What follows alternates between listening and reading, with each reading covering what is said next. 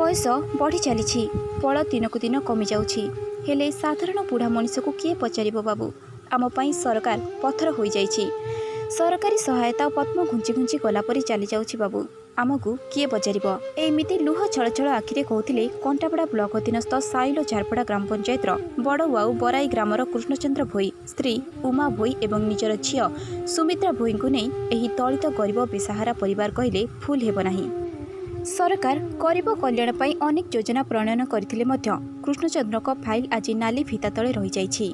श्रीजुक्त भोई एवं स्त्री बयस संचय नईगले एमानकु भत्ता मिले नाही, शौचालय मध्य मिली नाही, मो कुड़िया किंबा इंदिरा आवास तो दूरर कथा सरकार ठारू केवल मासिकिया 15 किलो चाउल व्यतीत आउ किछि मिले नाही।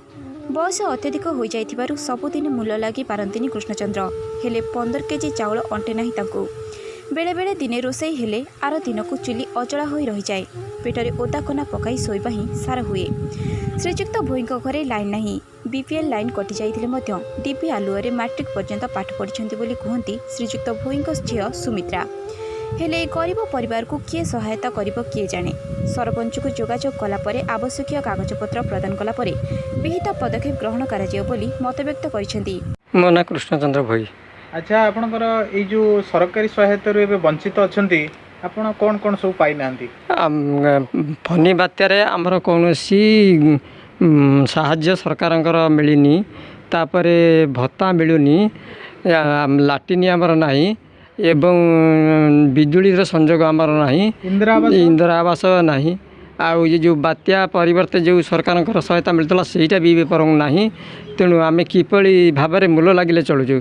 तेणु सरकार या कि प्रति पदक्षेप नहीं आमको साहाय्य कले आम उपकृत हो पार। ए बाबद जो फनी रे सहायता पाई ना ए बाबद आपण तहसीलदार को जनईथिले? आज्ञा तहसीलदार को सब डॉक्यूमेंट आमको नहीं देकी आसलु, किंतु आम खबर बुझ घर भंगा किए इनक्वारी आसी? आज्ञा 3-4 थर लेखा आछंती अफसर सब आछंती आज्ञा, किंतु ए पर्यंत मिलिनी। अच्छा एबे जदि प्रशासन तरफ आपन कोनोसी सहयोग न मिले आपण कोन करिए बोली भाबु? आमे सरकार सहायता नबु, कलेक्टर किंबा राज्यपाल ये जाई बसी निजर जीवन शेष निश्वास नबु आ कोन करू। अच्छा आपनकर झियोटी अछि, आपण केमती कोन करिवे? सेथिबाई कि अब असहाय लोक आ कोन करिवे, ता जगु बाप माँ चली गला पर झियो चली जिवो।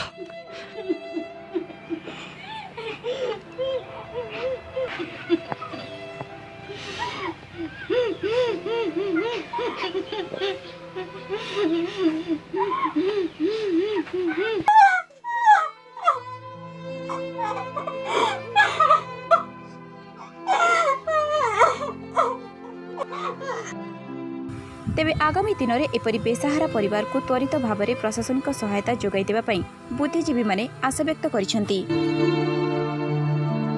कंटापड़ारू माधवानंद भोईंक रिपोर्ट, IYA न्यूज।